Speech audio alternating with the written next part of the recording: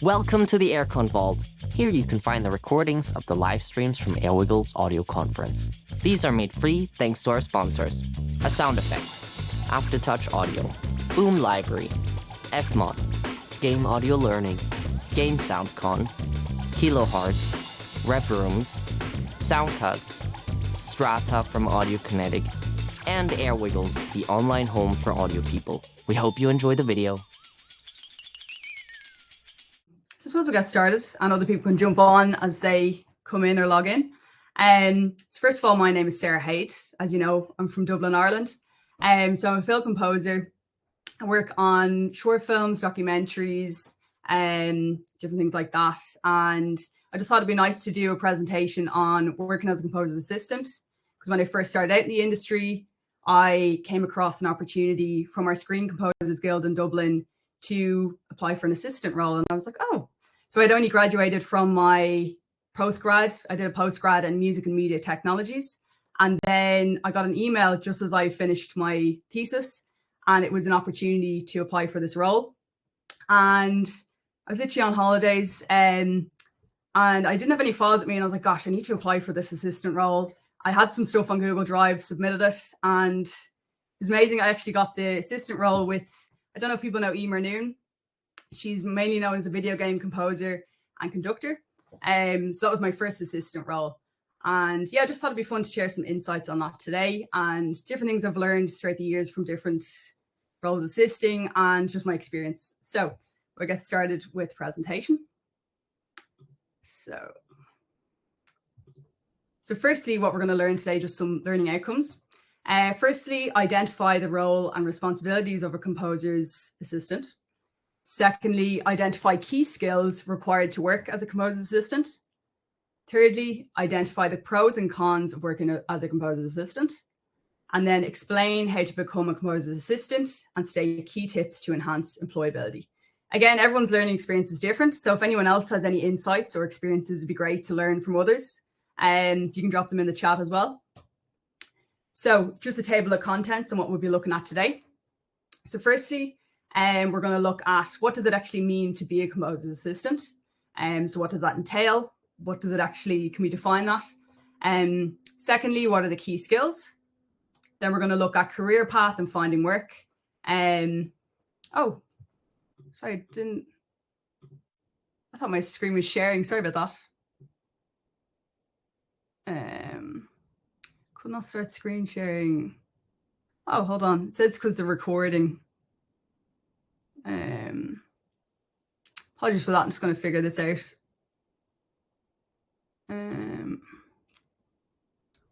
Please allow screen recording to access. 2 seconds. It's just saying I need to allow screen to access or something.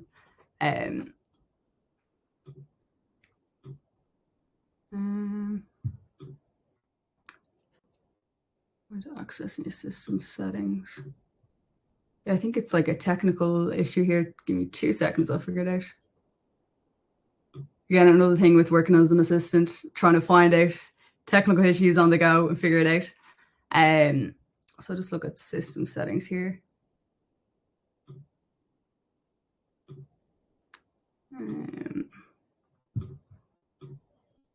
Okay, is that working now? You can let me know.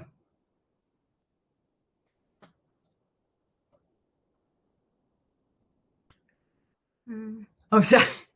Lewis is coming to the rescue. Oh,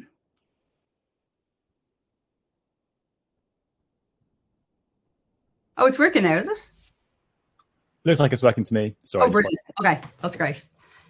Perfect. Thanks, Lewis. Great. Sorry, guys, I thought you could see. I'll keep an eye on the chat just in case. So yeah, sorry, we're on to the second slide now. You didn't really miss much. So again, yeah, what does it mean to be a composer's assistant? What are the key skills? Then, as I said, we're going to look at career path and finding work. So just different ways you can find opportunities. I'm going to provide some links as well to some websites I find useful, some Facebook pages. It's great to just find things online as well.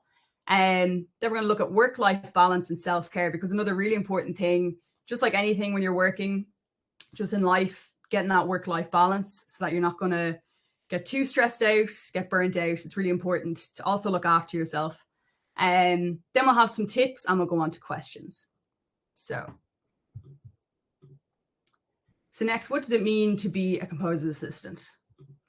So first of all, an assistant to a composer helps make the composer's life and work easier through assisting in a range of tasks from technical to musical and day-to-day support. So I suppose I always think of it as you're essentially, depending on whether they have a few assistants or one assistant. In my case, I was the only assistant. So it's almost like you're the second brain for the composer. They may be jet lagged. I often had that with my bosses. They may be traveling from LA or different things. They might be suffering with jet lag and they just need you to be sharp all the time, thinking on the spot. So essentially always be thinking ahead, thinking of things they may not be taken into consideration, and always kind of having a plan A, B, C, just in case things don't go to plan. So what does it involve? So we're going to look at some daily responsibility examples and also essentially this composing as well. So typical responsibilities include orchestration and arranging, preparing cue sheets, creating templates for faster workflows, transcriptions. So when you're taking down the music, as in like they may give you an audio file and they need you to transcribe it or notate it. Music preparation, as in tidying up scores, getting them ready for recording sessions, and additional tasks outside composing. So yeah, sometimes, particularly in quieter seasons where there wasn't intense deadlines, I would often do things like help make new templates to make it more efficient for the composer, renaming and organizing files, just things they don't really get to do when they're under high pressure, installing and updating software, managing cables, just like all of these other things to kind of help them. And then even admin tasks, making tea and coffee. So things like that. Some people think, are you always composing? That's not always the case. You may just be, sometimes some people start off in junior assistant roles. They may just be doing tea and coffee, helping out with basic admin tasks. Really just depends on who you're working for, what the role entails. But that's just an example of some of the things it can involve. Then obviously you can do composing. Again, this depends on who's hiring you and what the role entails. You may not get to compose. So you can assist with composition, whether it's finishing a cue for a film, you may be transcribing from MIDI to score, proofreading notated passages. So that could be, they give you a score, they want you to just triple check for any discrepancies. And orchestrating from a composer's MIDI sketch. So they may give you a small sample of something. They're like, can you just orchestrate this for us? Arranging one of the composer's pieces for a specific purpose. So in that case, when I was an assistant, I remember my bosses, they did different things between films. Sometimes they did concerts. So say, for example, if they did video game concerts, that's often what Emer would do. So one of the tasks that I had to do was, she wants to do like a Nintendo medley. So she was like, can you research like the classic themes for the Nintendo video games? I want to make a medley first. So basically I had to like create the medley and do an arrangement for it. And then she was basically going to do this in her video game concert. So that was performed throughout like 23 and 2024. So that was an interesting task for something different. So again, depending on who's hiring you, you might come across different tasks, whether it's composition or orchestration and arranging. So that one was different. It was nice. So second part, to be or not to be. So we're going to look at the expectations of the role and weigh out the pros and cons. So firstly, what to expect. So it's really important, because this, like working as a composer assistant, is quite a high pressure demanding role. It's good to know what's expected and weigh out whether or not you'd be able to do it. Again, learning through experience is a great thing. I found when I first went into it, I had to learn a lot of things on the job, but you do learn as you go as well. So firstly, expect long hours, expect early mornings, late sleepless nights, especially for if you've got tight deadlines. You may have a recording session the next morning, and there might be, say, for example, you might have scores or cues that are changed last minute. So they need to be printed and taped that night. So yeah, that can be long hours. I've had sessions where you may be up all night taping for the next morning. But yes, again, there'll be short bursts of that, and then there'll be quieter periods. So, but yeah, expect long hours. Then, of course, with that, high pressure. So there can be lots of pressure with deadlines, as I was saying, and getting scores ready for recording, getting MIDI files transcribed in time, things like that. So also being prepared for that pressure and how to adapt to that and be flexible and not kind of break under that pressure. But even in a recording session context, I've found you want to make sure to look as calm as possible, because if your boss sees you looking stressed, it's going to have an effect on everything else, because they want to see you calm and collected, and it'll kind of have a ripple effect. So it's always just, they know things are in control when you look under control. So trying to manage that. Again, when you first do it, I remember my first recording session, I was like, oh gosh, I'm just going to have to put on a brave face. But with time, you can kind of manage the pressure and get the hang of it, basically. Another thing to expect, as I mentioned, you may not be composing. You could be doing admin or background work.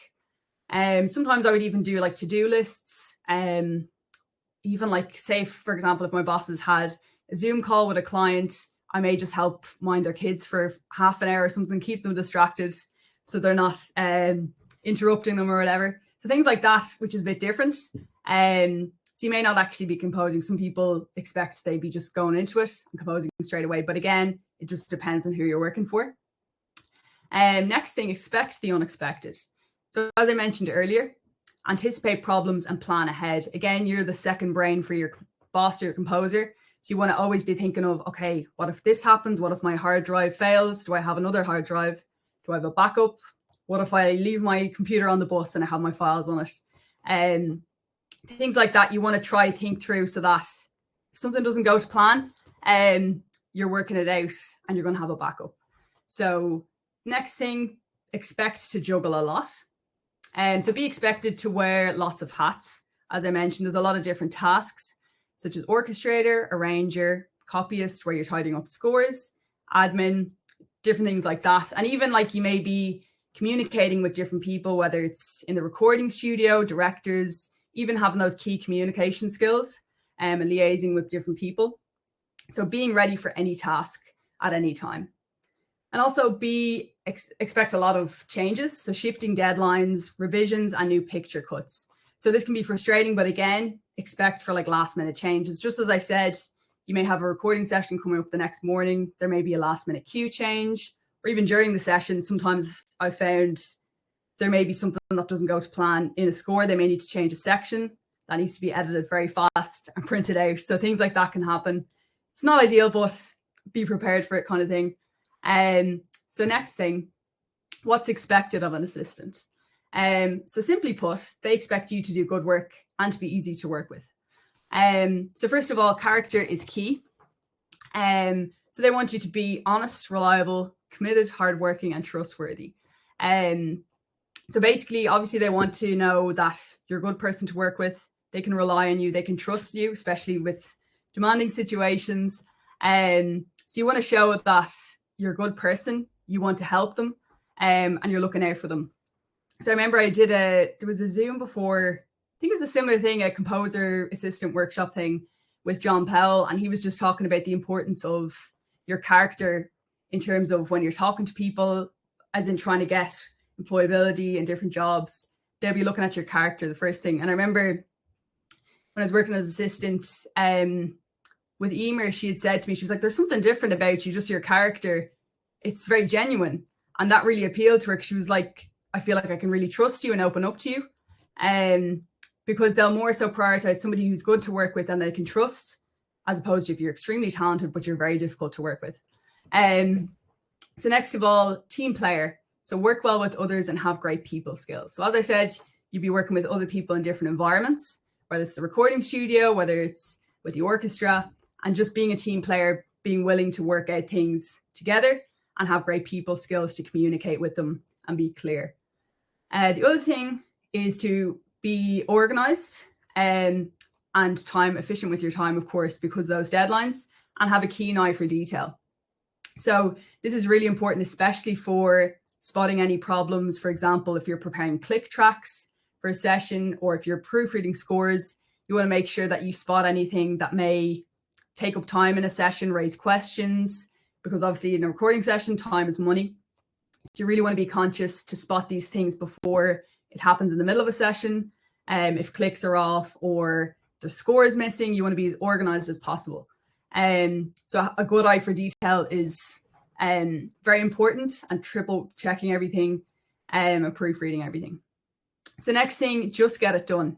So essentially, if a task arises and you're like, gosh, how do I get this done? I don't know if anyone's seen the movie Devil Wears Prada.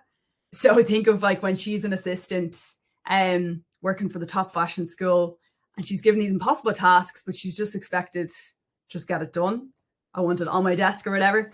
So having that mindset of, okay, I don't know how I'm going to get this figured out, but I need to find a way to get it done. So for example, I remember there was a recording session and we were printing out scores the night before. We ran out of A3 paper and I was told, okay, we need these scores on the desks 9 a.m. and no questions. We just need it there. I was like, okay, I'll get it done. So they ran out of paper in the recording studio. It was like 3 a.m. And I was like, hold on, we need these on the desks at 9 a.m. How am I going to find somewhere that's going to print these scores? So essentially what happened was, I remember I was driving into the studio at like 8 o'clock in the morning. It's hard to find places that are open before 9 a.m., especially like printing shops. So you need to send the files, get them printed. I didn't have an A3 printer. So what happened was I had to email the files as I was kind of in traffic on the way into town. And somehow the files got printed. I picked up the scores just across the road from the recording studio, and I had them on the desks for 9 a.m. And I was like, how did I? But anyway, it happened. But it's trying to just adapt. If things don't go to plan, just try get it done, because it will just make everyone less stressed and keep everything seamless. Now, don't put pressure on yourself. If it doesn't always work out, again, you can learn from it. So there were times when it didn't work out for me either, but you learn from it, and then it stands out to you as an important thing, being like, oh yeah, I remember I learned a key thing from that mistake. So another thing, know your place. So this is really important, to know your place and stay humble. So don't overreach in terms of, so say for example, if your boss is talking to a client, a director, just know your place, that you're an assistant. You don't want to overreach and start chatting up their clients or trying to put yourself at the forefront. Unless, like, sometimes my boss would be like, oh, why don't you jump in the Zoom? You can listen in, you could learn from it. But don't expect to be like almost trying to push them to the side and be like, oh, what can I get from this? So know your place and kind of the boundaries of your relationship between whether it's the orchestra, directors, different clients, and just being sensitive to that. So that's a big thing. And even in terms of what to expect, as I said, you may not always be composing. So just knowing that, what your role is and what it entails. So next thing is step outside your comfort zone. So you'll be expected to step outside your comfort zone. At times there might be tasks that arise and you're like, oh gosh, I've never done this before. So be ready to step outside your comfort zone. So for example, there was a session I was at and my boss was on the way to the session. They were stuck in traffic. They were going to be like 5-10 minutes late.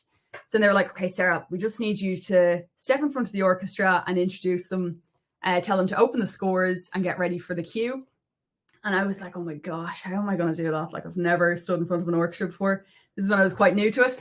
But again, you're being put in that position. It's like, you just need to adapt and give it a try. Be willing to step outside your comfort zone. So again, and you learn from all these experiences by being put in those positions. Whereas if you don't try it out, you're not going to learn. So hopefully you're all learning from this today. So we're going to look at the pros and cons.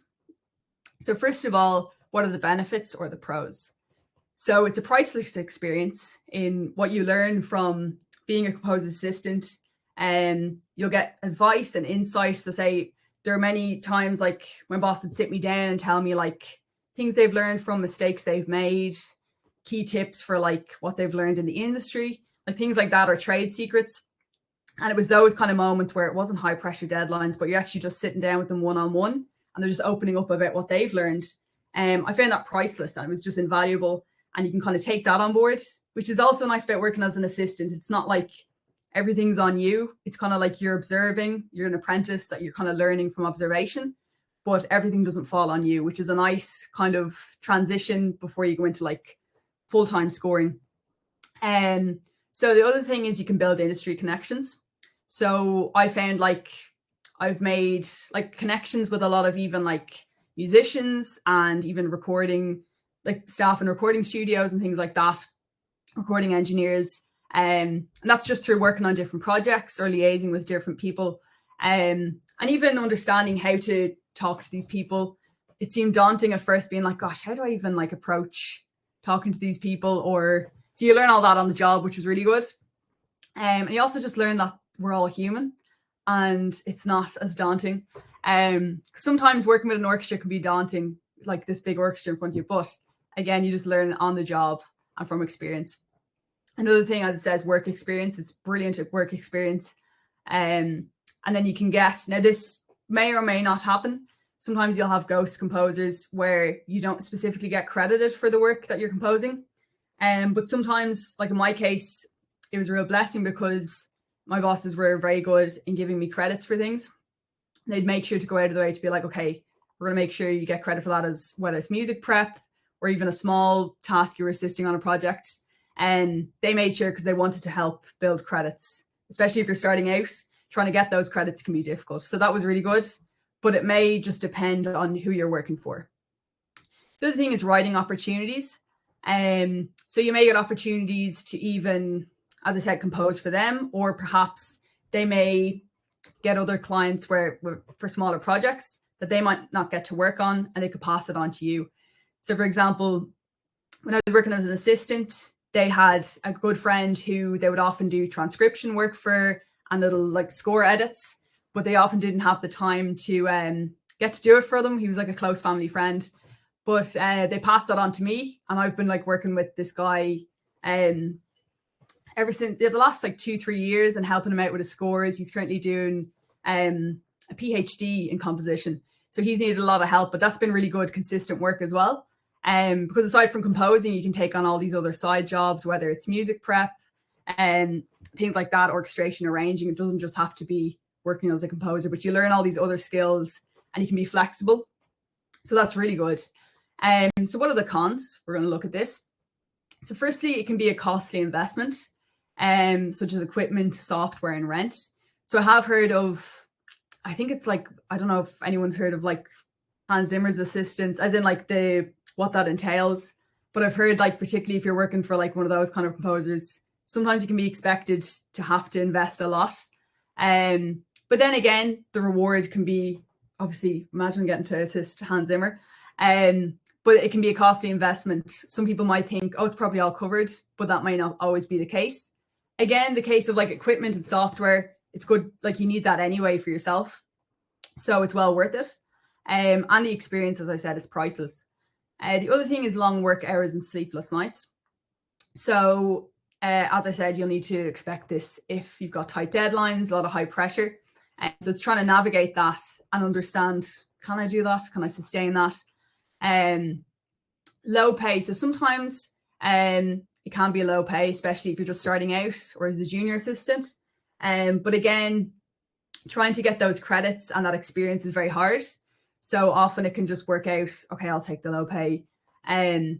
But in terms of the hours that you put in, especially as I said, you could be working through the night, your pay may not necessarily compensate for that. But again, it may be more rewarding in the credits you get out of it or the experience and different things like that. As I said, you may not actually get to write music. It just depends on who you're working with. So that can be a con. Somebody might be all excited to go into it, but then they're a bit deflated because all they're doing is making tea and coffee or something. So it can be tricky, but it depends on who you end up working for. So it can also be very demanding physically, mentally, and emotionally. So as I said, between you could have long hours, you can have a lot of high pressure, and even sometimes you can come across people that may be quite blunt or quite rude in the industry, but it's trying to also understand that and be able to navigate that and also be patient and really control how you respond to different people and just understand, okay, I need to be careful not to react if they say certain things or whatever. So it can be very demanding between those three things. So next we're going to look at a breakdown of day-to-day tasks. So this is just a variety of things that I would have been doing that I came across. Again, every assistant can be different. Sometimes composers may hire assistants purely for administration or purely for orchestration, things like that. For me, it was just a range of different tasks, whatever needed to be done. I just took it on then. So firstly, administrative tasks, such as answering calls, emails, organizing files, backing up files and creating checklists. And next, preparing a DAW for the recording session. So for example, if you're trying to get click tracks ready for the recording session to make sure the orchestra is all in time, getting the stems ready, tempo maps, and making sure it's in sync with the picture. As I said, creating tempo maps, creating cue sheets. So that's when you're setting out the different tracks for the film, how long they are, and just organizing all the admin side of that.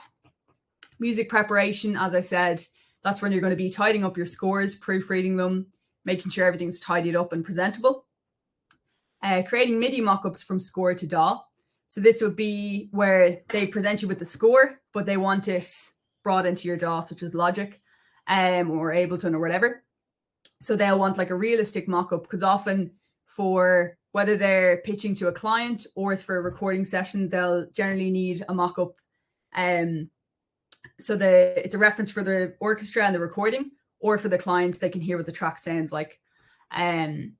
Orchestration and arranging, as I said, you may get tasks where you're given the cue, but you need to orchestrate it and arrange it. Attending spotting sessions, studio sessions, etc., to take detailed notes. That's a really important one. So spotting sessions is when you're sitting down to watch the film and you're taking notes on where the director wants the cues. Again, you're the composer's second brain, so you need to be thinking for them on the spot in case they miss anything. So sometimes I would hop in on a Zoom with my boss and just take down little notes. Well, they obviously talk to the director. So, and then with studio sessions, again, if you're trying to take notes on good takes or things to remember when they go back to mix and master it. In my case, my boss would have done the mix and mastering, so I would have had to take notes on like different things to help him out with that. Write additional music, finish a cue. So as I said, you may get to finish a cue or write additional music for a film. Troubleshoot problems with software, just like I had earlier with my screen sharing.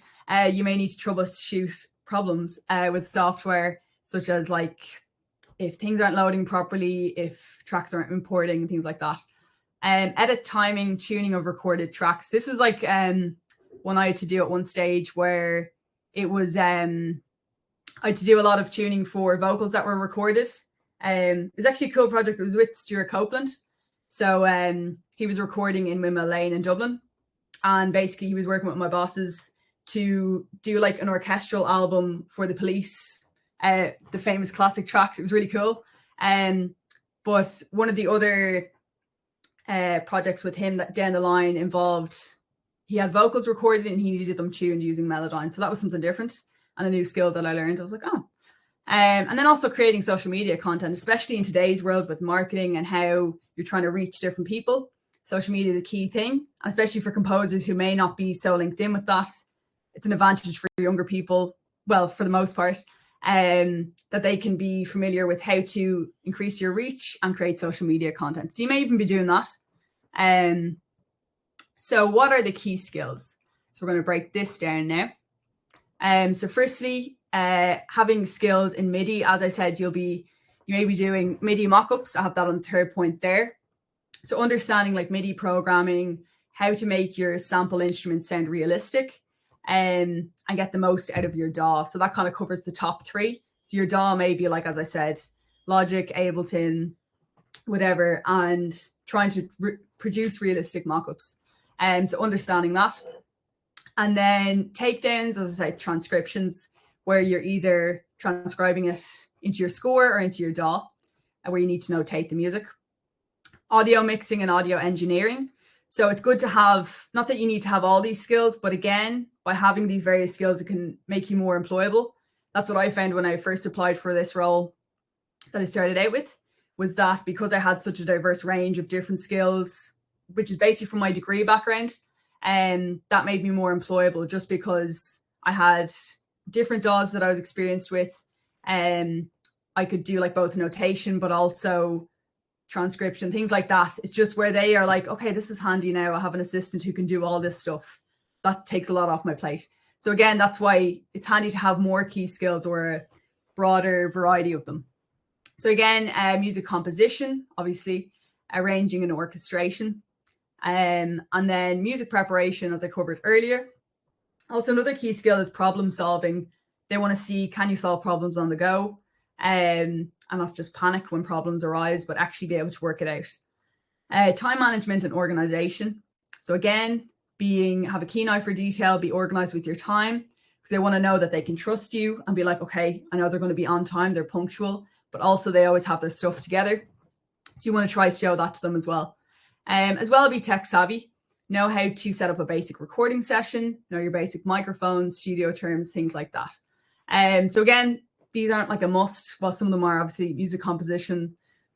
And but yeah, it's just, again, it increases your employability. So other skills, this is more interpersonal skills and based on your character. So as I said earlier, character is key. And this is a good quote I came across. I thought it was fun. Talent will get you in the door, but character will keep you in the room.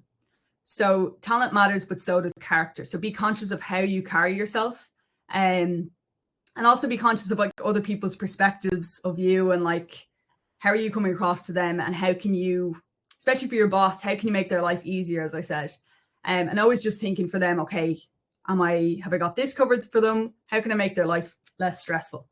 So other skills as well, you've got good communication, as I mentioned, keeping calm under stress, know how to deal with directors, orchestrators, orchestras, engineers, agents, so many different people in the industry, but it's knowing how to deal with them. And as I said earlier, knowing your boundaries and not to overstep them, but being humble and know your role. So also having a can-do attitude and always be ready to find a solution. So as I said, have your plan A, plan B, and plan C. And then be a helping hand and a second brain. I keep saying that second brain thing, but that's the way I always kind of put it into perspective. And just always being there to help them as well. So career path, this is quite an interesting one. So there's so many different ways to get into it, especially now, particularly with social media. A lot of things are done online now. This is just how it worked out for me. So 90% of hires happen via internal connections and referrals, but there are other ways, and setting yourself apart from the others is what will increase your chance of getting hired. So as I said earlier, one way to set yourself apart is, again, just increasing your breadth of skills and different things you can do.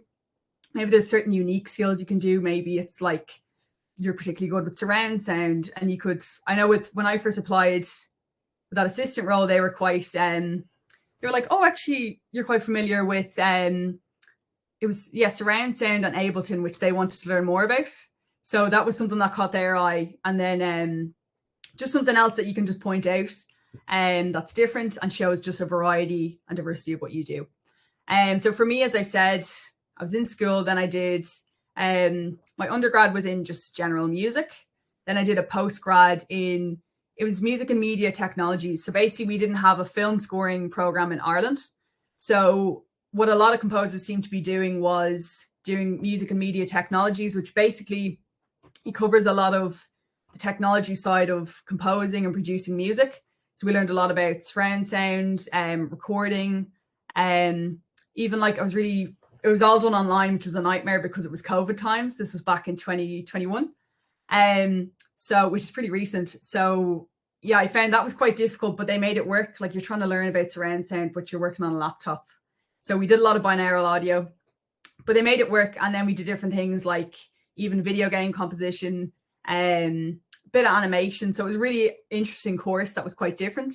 So then after that, as I said, I went into composer's assistant role, which came about through our Screen Composers Guild, which I really recommend. That's a fantastic way that opportunities can come up. So in our case, there was funding provided whereby a composer could get funding to take on a composer assistant for, say, 6 weeks.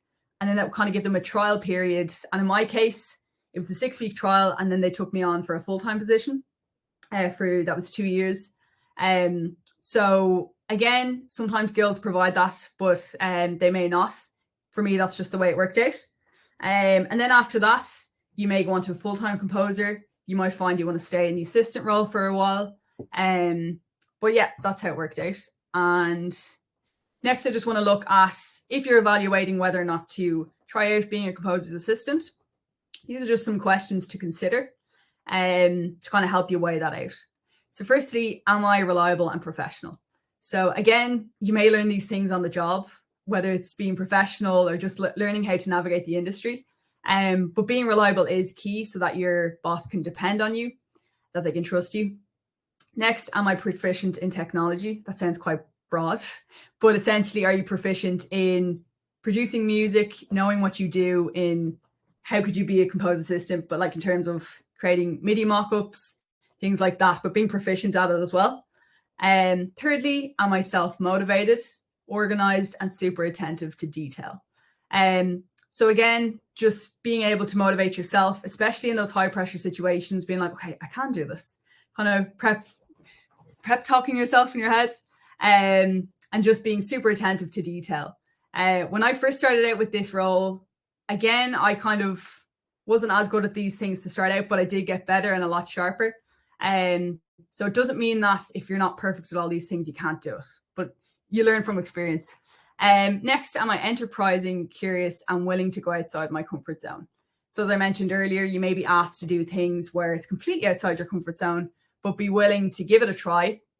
And in terms of enterprising, just kind of looking for opportunities or kind of creating opportunities if there is none. For example, I remember before I went into composer assistant, I was thinking of, okay, how can I, if I can't be assistant or a composer, how can I find a way to kind of even break into that industry? So initially I wanted to create sample libraries and stuff. I haven't done that yet, but trying to think of other ways that you can kind of even build on your skill or your niche. And then eventually you may be able to try composer assistant. But again, it gives you an extra edge in when you're applying for these roles. So next is, can I handle stress, put out fires, and roll with the punches with a smile on my face? So that says it all there. How do you deal with those high pressure situations, or if somebody's being very rude to you? Can you be like, no problem? For me, I worked in the hospitality industry when I was younger. In terms of, I worked in a restaurant, and again, that teaches you very key skills in dealing with customers and putting a smile on your face, even when it's tough. But yeah, being able to roll with the punches, as I said, and having a smile on your face. Again, just having that key, good character, genuine person aspect. So again, we're going to look at increasing your chance of getting hired, which I've talked about a bit. So these are just some key points to look at it. So firstly, build and maintain a strong portfolio website and have a short show reel. For me, that wasn't the case when I first applied for my role. As I said, I was literally on holidays and I was like, oh gosh, do I have anything? I have a Google Drive. I'll just submit some stuff from that. For me, that was like not an ideal situation, but it worked in that instance. But what you should have is a strong portfolio website and a show reel, just to really showcase your work in a concise way and just kind of capture exactly who you are and what you do. Another thing, bit of a shout out to Airwiggles here, enter music competitions. So I actually came across Airwiggles through a music competition, which would have been last year. And that's how this opportunity came about. So they had a really fun competition on composing for a short graphic. It was like a minute long. So I was like, this is something different. I actually want to try this. And I ended up coming third in that, which is really good. I was really delighted. And then they contacted me this year to join the conference. And I was like, oh, that sounds great. So here we are. Again, so enter competitions and opportunities can come from that. There's also Score Relief and Score the World are quite good. I don't know if Score the World is still running, but there are different ones. So keep an eye out for them. It's also just a good way to build your portfolio and work on your skill. Cold emails, this is a big one and one I'm very bad for in terms of I'm ruthless for randomly messaging people and being like, hi, I'm Sarah. Are you interested in some work or something? Well, I won't always just be like, can I work or something? Basically, you'll try to like compliment them, say, I love what you do, build a relationship, but also don't be afraid to just reach out to people and be like, listen, this is what I do. I'm looking for, is there any opportunities? I'd love to get involved. That happened. I remember I emailed ThinkSpace, which is a fantastic online university for teaching film scoring. So I actually cold emailed them last year and I was like, I just actually love to be part of your organization in tutoring and film scoring. And I don't know if there's any opportunities, but I'll just throw myself out there. And they got back to me and actually said, we'd actually love to interview you and take you on. So that was fantastic. Again, it just comes from biting the bullet, sending a cold email. Same with directors and different opportunities, or even for composer assistants, send a cold email. Another thing is, I remember when I was on the Zoom where John Powell was talking about working as a composer assistant, he said he had one guy message him that he's really keen to get into the industry, but also just to learn. So he was like, if you don't have any assistant roles, is there any way I can even just learn from you or whatever? So John Powell, he's very decent. He was like, listen, I don't have any roles at the moment, but what I'll do is I'll actually set up a Zoom and I'll screen share, and you can actually watch what I'm doing and observe and learn from that, which was very nice of him. So he said that guy would log on every morning at like 9 a.m. and just watch his Zoom. So I was like, gosh, that's even a really nice way to just help out mentoring younger composers, where you don't necessarily need to take up time, but you're simply just screen sharing. So that was really nice of him. And I was like, gosh, and it all came about from that guy just reaching out to John Powell. You just never know, you'll get a response. Another thing is social media groups and online forums. So these are great just for finding out what's going on. Is there any opportunities, any competitions, things like that. And Facebook groups as well. Sometimes you'll get people posting about job opportunities. They may need some help with orchestration or arranging or different things like that. And so keeping an eye on social media as well. Another thing is, as I said a lot of times today, join your local Screen Composers Guild. So as I said, for me, it was Screen Composers Guild of Ireland, because they can be a key in providing an opportunity for composer assistance or a mentorship. And even it's a good way to network. Like with our guild, they would have a lot of workshops and different networking opportunities, whereby you can meet different composers. You might end up chatting away to them and they might be like, oh, are you looking for an assistant role? You just never know what could come about, but networking is key, and you really can't beat that face-to-face contact as well. Another thing is strong resume, highlighting any key skills and finding something to set you apart. So I mentioned this earlier, finding something that catches their eye. People may get like, it might be a composer getting like so many emails about people looking for jobs or an opportunity, but you want to find like what makes you different or what makes your music different. Maybe it's your character, and something that will kind of catch their attention. So another thing, submit a one-page proposal with resume. So this is when you're applying for opportunities. It's good to submit a one-page proposal. Not that you always have to. Sometimes short and sweet is also better, because composers can be jumping between deadlines and they don't want to read something long. So, but in this, you can state specific things you think you could help with. So again, you're trying to reassure them, like, how can I add value to what you do? How can I help you? And trying to reassure them. And it's almost like a bit of marketing techniques or strategies to try, I suppose, intrigue them as to how you can help them. There's 2 points left. Keeping an eye on recruitment websites. So there's a lot of different ones. You can take notes on them if you want. Again, sometimes it can be hard to get opportunities from them because it's a competitive industry. So you have Upwork, Twine, Indeed, Soundlister, and musicjobs.com. They're just a few examples. And also I've heard Discord has become quite popular for networking and even job opportunities coming about. I haven't become too familiar with it yet. I'm kind of new to it, but apparently that's kind of the new upcoming thing. Lastly, keep making music and looking for projects. So again, you want to try create a strong portfolio. So just keep getting good at what you do, building on your skill, expanding your expertise and skills, and looking for projects as well, whether it's online or just seeking opportunities. So what I'm going to do in the chat after the presentation, I'm going to drop these links in the chat. Basically, the top 3 are some useful Facebook groups that I'm part of that I've just found really good, whether it's for community, even asking software questions or difficulties, and also opportunities. So I found them brilliant. So basically like film scoring and orchestration groups. Obviously IMDb, that can also be a way to look for opportunities.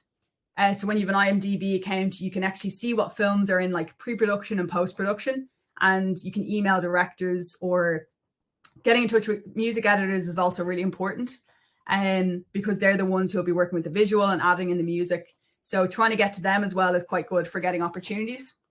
Upwork, as I mentioned, is another website, and Twine, and Composer Jobs, and Soundlister. So I'll drop all these links down. Then I just had a link to the Irish Screen Composers Guild, just to give you an idea of what that is. And then the AWFC is another one to represent female composers. So I'll drop them in the chat at the end of the presentation. So work-life balance, we don't have too many slides left if you're getting a bit tired. I know it's coming late to the evening, but we don't have too much longer. It's another 5 minutes or so. So work-life balance, understanding, balance, and self-care. So firstly, it's really important to just switch off and make time to recharge and increase efficiency.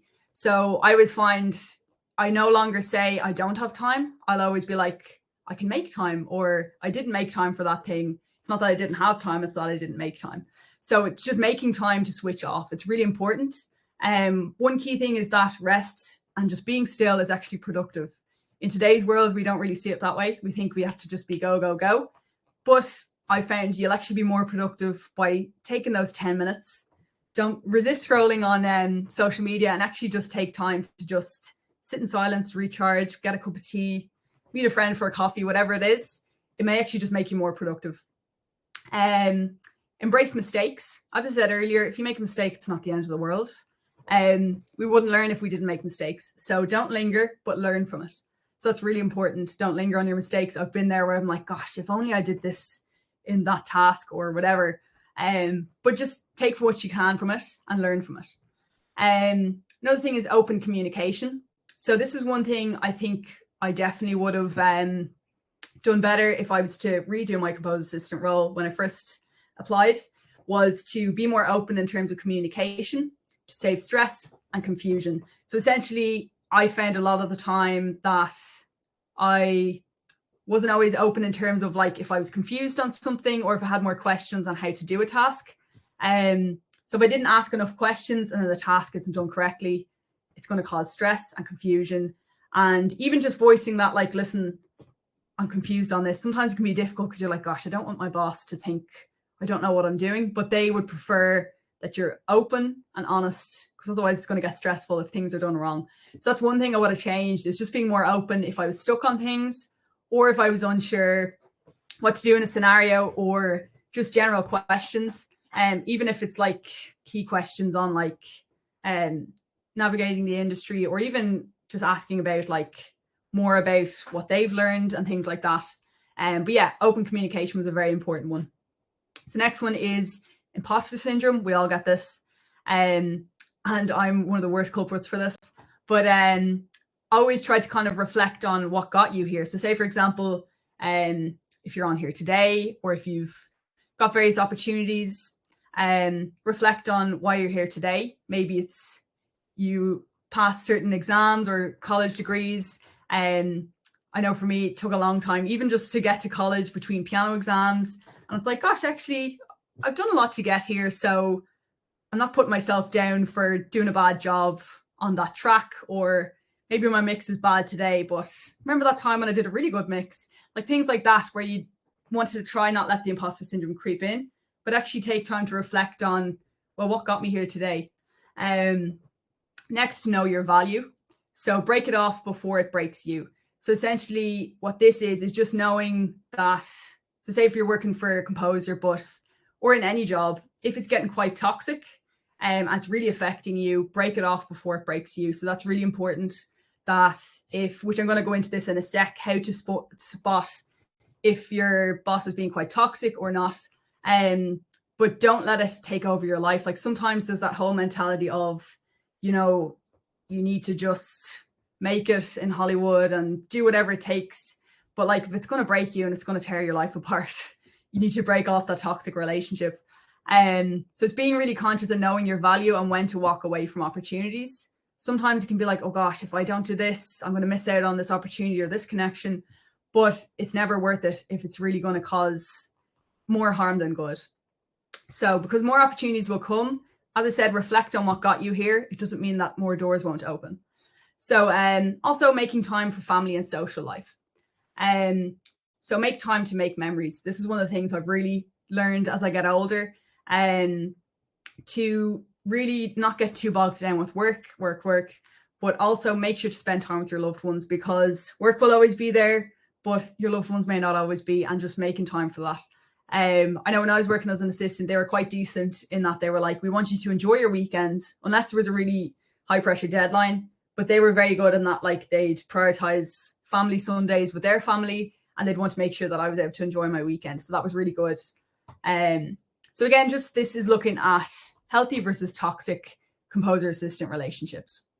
So we're going to look at the healthy first, and then we'll compare it with the toxic. So firstly, both sides feel comfortable communicating with each other. So when you're communicating with your boss or different people, that you feel comfortable, you don't feel anxious or fearful. Then you have on the toxic side of it, the composer regularly uses abusive conduct or language in a way that makes the assistant intimidated or uncomfortable. So again, that can be toxic, where you're constantly being put down, and it's constantly pushing your self-esteem down. Next, the instructions of the composer are understood and executed correctly and consistently. Again, this is when you've got clear communication, there's no misunderstandings or confusion, so it'll save stress. On the other side of it, it's the composer gives little or no useful guidance or mentorship. So that's on the more toxic side. If they're really just kind of throwing things at you and being like, just do that, but they haven't really given you much. Sometimes you'll just have to figure it out as you go along. That's all part of it. But as I said, it's good to also just speak up and be like, listen, I need more clarity on this.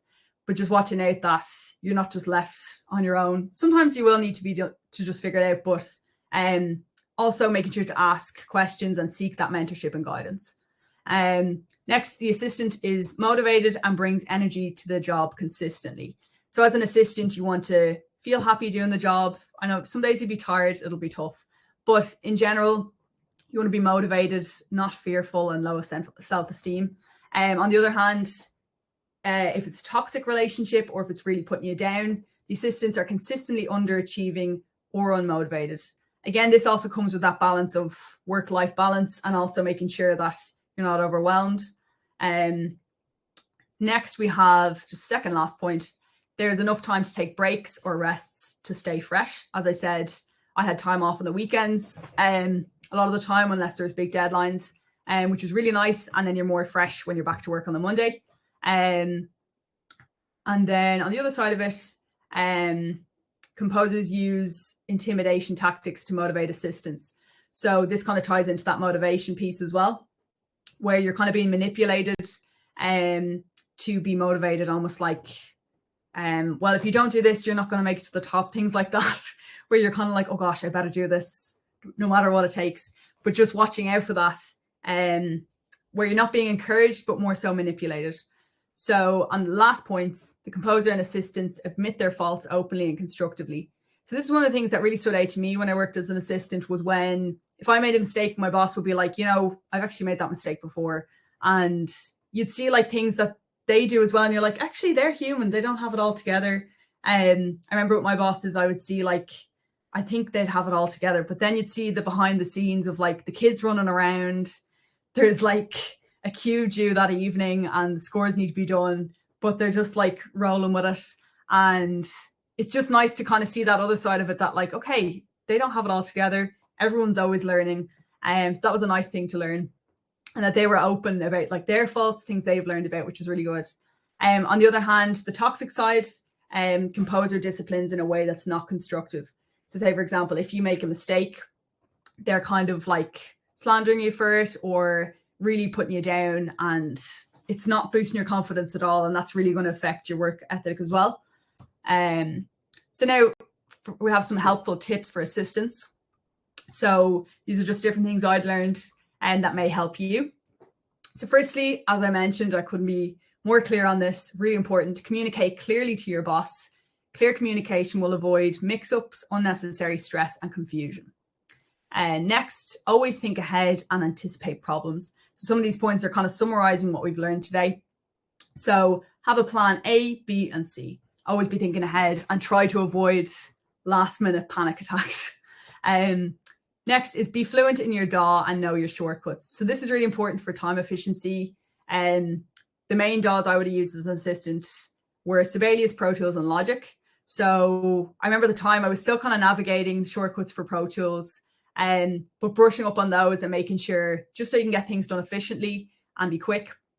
Next is learn other DAWs. As I mentioned, this will increase your employability and kind of just give you more skill set, because different composers may use different DAWs. So just having a breadth of those, and it'll kind of help you as well. Being on time, be professional, and be consistent. So there are 3 things that are really important, as I've mentioned. Next is keep a learning record for what you've learned for a later reference. So I still have my little notebook of when I was an assistant, where even in sessions and stuff, I'd learn little tips of like certain orchestration techniques of like what might not work for the horns in certain contexts. Because I remember there'd be little things I'd pick up on where even my boss would be like, whoa, I never knew that. But the musicians would give you little tips on how you could write something a bit better or clearer. So having a little notebook to take that as well. Don't get stuck as an assistant. So I remember I was on a Zoom before about this, and he was talking about trying not to get stuck as an assistant for too long. Would say the best thing basically to do would be to switch between different composers. So for example, he said he was working as an assistant for 5 years. But he was like, he would have learned more if he kind of diversified and either tried out a different role or maybe tried a different composer. It may not be, obviously, can be tricky to try get another composer assistant role, but he said he probably would have learned more by trying out working with different composers, because if you're working with the same person for 5 years, you might not learn as much. Obviously, you're going to be learning from that experience, but he felt that he would have got more if he tried working with different composers. So again, just have a plan, be perceptive, and seek opportunities, and seek like, okay, where do I want to go from this? Why am I working as an assistant? Like, what's the end goal? Next is don't overqualify yourself. Better to under promise and over deliver. So especially when you're sending composers or whoever it may be that you're applying for opportunities, be honest and transparent about what you can do. And don't try to be like, I'm excellent in Pro Tools, but then it comes to a recording session, they're like, oh yeah, you said you're really good at Pro Tools and you don't have a clue. So being careful of things like that, because they will find out eventually. So next is backup data religiously. So as I said, if things go wrong or fail, have multiple backups in case one hard drive fails. So that's really important, or even like a cloud drive, things like that. Always check for technical issues. So again, preempting little things that could go wrong. You don't want your computer updating if you're in the middle of trying to fix a score in a recording session or you're sending session files. Also hard drives, things like that. As I said before, triple check your work and make sure you haven't missed anything. I remember my boss used to suggest when you're proofreading scores, print them out, get a highlighter and look for anything, whether it's untidiness or you may have missed a little detail. But that was a key point, that you just kind of look at it in a different way when it's printed and you have a little highlighter. It's completely different to looking at it on the screen. As I said earlier, cold emailing, be intentional about who and why you're emailing. And as well, when you're emailing people, whether it's directors or composers, whoever it may be, but also making them feel valued, not just like, hi, I'm Sarah, I'm looking for an assistant role, but actually be like showing how you can add value to them, how you appreciate what they do, and also what you can bring to the table. During slower periods, ask for an evaluation of your performance. So I feel like I probably could have done this more, where like asking like, what could I do better? Or can you give me advice on like, how can I improve in the next 3 months or so? So yeah, that definitely would be good to just help you learn to be a better composer, a better assistant, because they may see things that you don't. Last 2 points, always read your employment contract carefully and be aware of the terms and conditions before signing. So this is really important, just not get caught up in the whole thing of, yay, I got the assistant role, but really kind of go through your contract carefully, make sure you're aware of the terms and conditions, that you're not being taken advantage of, or even your music, just being careful of all that, what's entailed in the contract.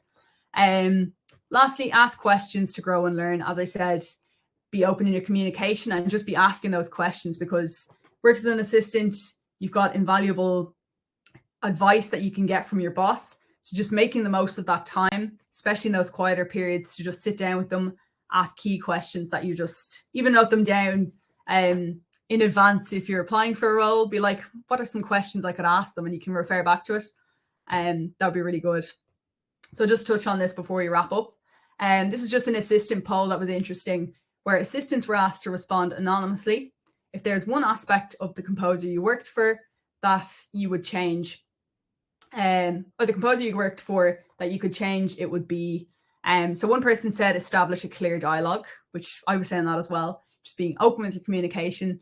Another thing was attitudes toward my role. So how are you approaching your role? What's your attitude? And knowing your place. Another one said expectations and time management. Another person said better communication skills, accepting boundaries. As I mentioned earlier, know your place, know your boundaries. The pay, more overall openness and vulnerability. Another person said an openness to other methods of working. It doesn't have to be done your way. That's very true, especially if you're working for different composers. I've learned that it doesn't need to be so rigid, like you have to do it this way and click tracks need to be done this way, but adapt and be open to other ways of working as well. Understand more my future visions and give more advice on how to attain my goals instead of trying to keep me there forever. So I mentioned that earlier about being stuck in the composer's role. Don't just get stuck, but have a long-term perspective and long-term goal. And lastly, either there was more work or schedule was more consistent, so it would be easier to take other part-time work. So that was one of the things I found as well. Sometimes you'd have a quieter season where there wouldn't be too much going on. And your schedule, other times you'd be like working way overtime, working nights. So sometimes that can be tricky as an assistant as well, having that consistency in your schedule. So that's actually everything I've waffled on for the last, well, not waffled, but I've been yapping away. So now it's time for you guys to ask questions. I'm sure you probably have some below. And thank you for listening. Thank you for your time and your energy on this Friday evening. And if anyone wants to reach out to me, there's my website, my email, Instagram, whatever. And so feel free to drop me any questions, even if it's on Instagram later or whatever, on my email. But I'll have a look at some questions now, and I'll let you look at that for a sec while I pull up the questions. Let's see. Oh yeah, so one person said, how does one look for these available opportunities? Searching LinkedIn, super secret job board for musically inclined applicants. So as I said, there's a lot of different ways. And it just depends on what avenue you choose and whether or not you'll get a response. As I said, there's a few links actually going to drop them on now. I'll get rid of the screen share and I'll drop the links. But I'm going to drop those links. It really depends on, sometimes it's a case of just look the right person at the right time. Whether you're dropping a cold email to someone, they may get back to you. With me, it was the Screen Composers Guild had an opportunity. I just went for it. In terms of LinkedIn, I haven't found that too successful. But again, if you're building up relationships with different people, you might just find the right person at the right time and they may offer you an opportunity. There's also those Facebook groups. I'm going to actually drop those links now. But it really just, I found it's almost like knock on every door until somebody opens it. And just being consistent with seeking opportunities until something works. Everyone has a different story, so it may or may not work, but the main thing is that you're trying. Let's get these links for you now. So yeah, I hope that makes sense, if that answers your question. I'm going to put these links in the chat. So perfect. And next question, let's jump back to that. So that's perfect. Next question was, can you discuss your relationship with music editors? Some of the tasks you listed, spotting notes, cue sheets, are also music editor responsibilities. Wondering how you divvy up work, or how the job of being an assistant changes when there's a music editor on staff versus not. So I'll be honest, I actually didn't deal too much with music editors on my side when I was an assistant. It was more so if I was in the background observing on Zoom or with different clients, but with music editors specifically, I didn't deal with it on that end. I think with my boss, they would just send all their tracks once they're finalized, and then the film would deal with the rest of it. So I didn't get too much insight onto the music editor's side. Hope that answers your question. It's not great, but in terms of the tasks I listed, spotting notes, cue sheets, etc. Yeah, sometimes we would actually do that, which maybe sometimes it overlapped in terms of what a music editor does.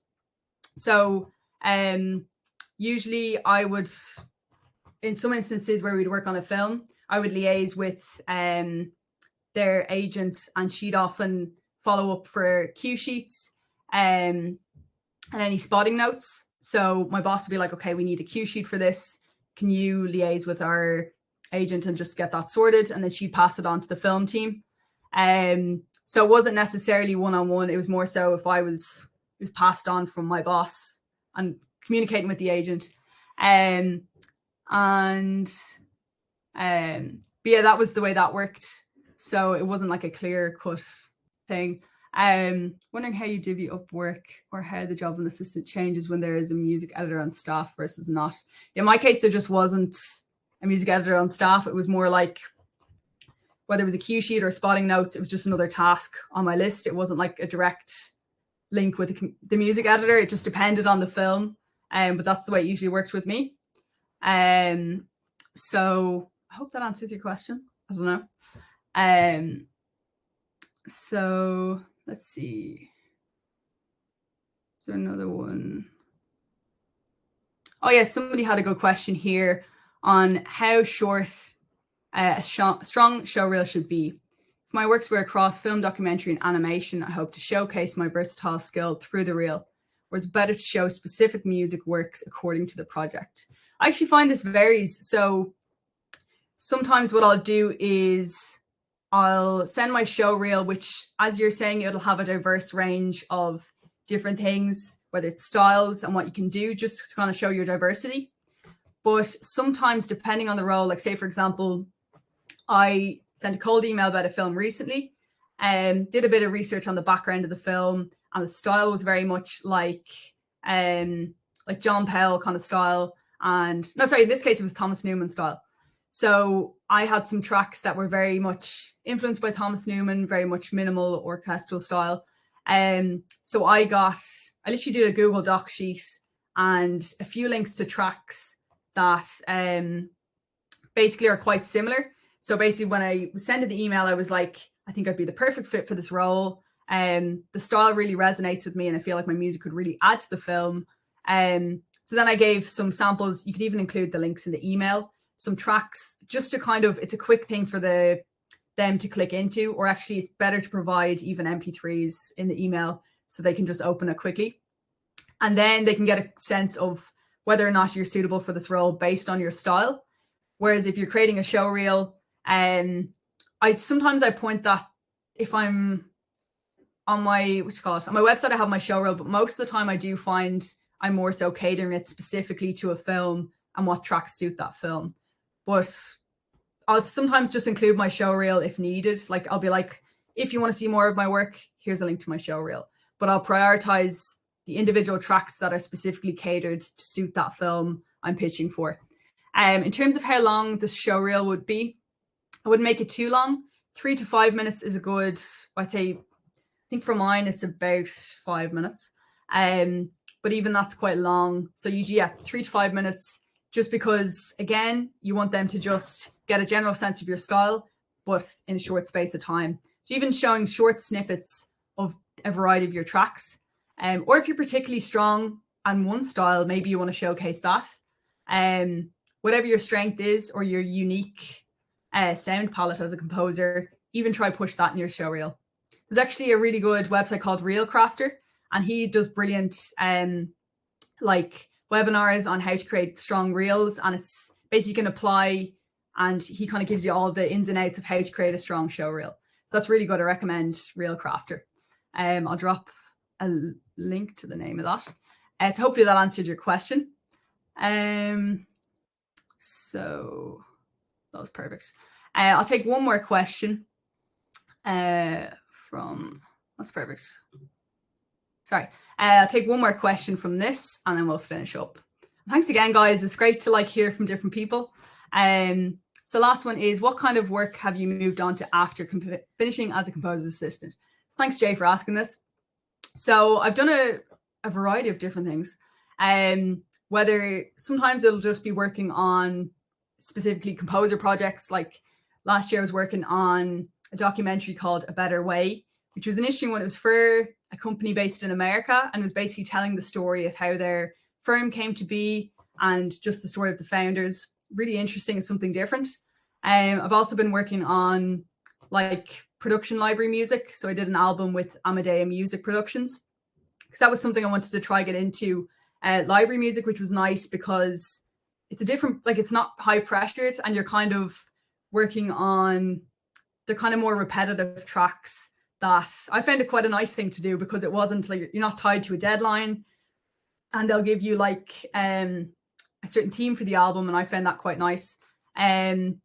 My last project was a short film called Glimpse, which will be coming out this summer, which is actually nice. The director is from Denmark, so it was really interesting just learning about even like his film, the meaning of his film, and the style was kind of more catered towards my go-to style in writing as a composer, which is more Thomas Newman. So when I'm pitching to people as well, I'll more so explain like my strengths are, like say, more Thomas Newman minimalistic style, and just trying to showcase that as well, especially if it's a film that kind of has a similar approach, or their soundtrack, they want to go for that sound. So for him, I think that came about through a cold email, that job. Just sending emails to directors that I came across, whether it was IMDb or on Facebook pages. So for his one, he came across my work. It was actually a year ago. He replied to my email, but then he had a composer that already fulfilled the role. But then a year later, he came back and he was like, actually, I came across your email again. Didn't work out with the other composers, so I'd love to work with you. And then we got the short film. So that was really nice. And again, you might not get a reply from an email in a month or a few months, but for me, I heard back a year later and I got the job. So you just really don't know what's going to come. Last thing, another fun one I did was a spaghetti western short film, which was really fun. That was it with Atmosphere Pictures. It's an American film company. So that was something completely out of my comfort zone. But I was like, you know what, I'm going to learn from this. So I'm going to give it a try. And yeah, it was really fun. And it definitely helped build my style and just trying something I'm not comfortable with. So that was really good. So I hope you all learned from today, and that you can take something from today. And yeah, all the best with anyone who's applied for assistant role. I thought I saw somebody said that, or all the best with everyone seeking opportunities. And yeah, nice to meet everyone, and thanks for your time again. So yeah, all the best, everyone. Bye.